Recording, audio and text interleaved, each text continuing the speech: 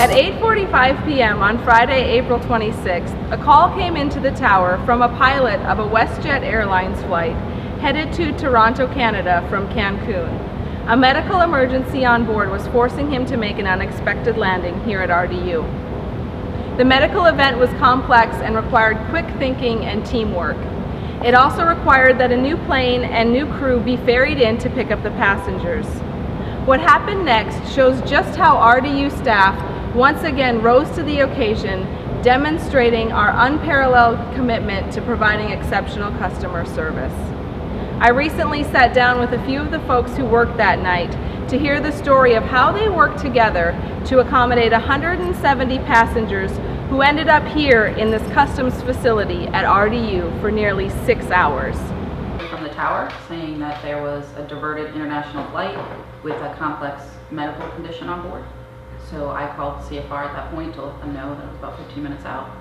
They let me know they wanted to be dispatched and to get customs en route since it was an international flight. Plane pulls up, flight attendant said we have 2 patients on board, 1 critical and 1 stable.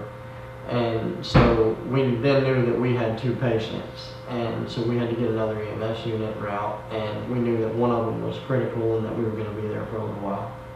I had a flight attendant pull me aside and say, "By the way, where are we?" And it suddenly dawned on me that you had, with the exception of the captain and the first officer, you pretty much had a plane full of people who had no idea where they were.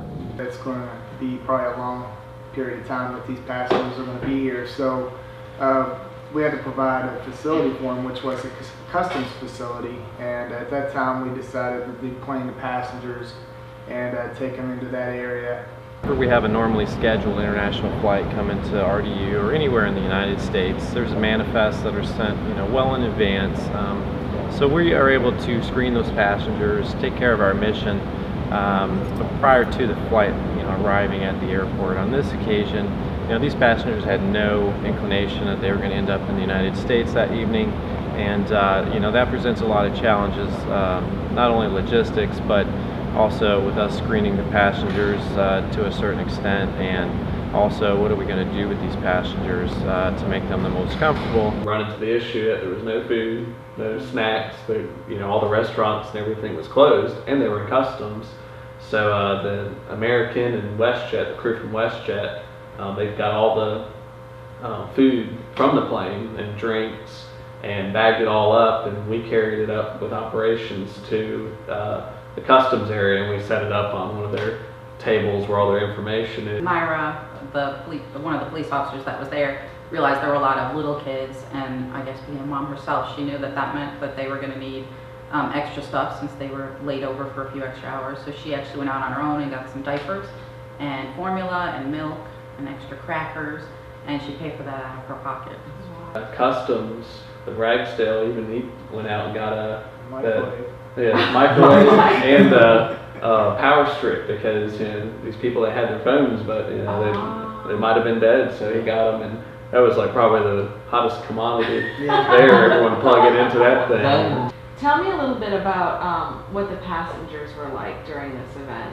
They were great, just fantastic. I mean, it was just a great experience for all of us, and people I met from Toronto and some from Ottawa, so we had some competitive discussions about the Maple Leafs. Yeah, exactly, the Hurricanes, and so we're checking the scores. Say that these folks were some of the most appreciative, laid-back folks that I've ever encountered. Never complained. There was never any issues. Truly, everybody came together because it was the right thing to do, and it wasn't even like, hey, maybe we should do this. No, everyone was just doing it, and there was no asking going in between communications and ops and law enforcement and American Airlines and the USO.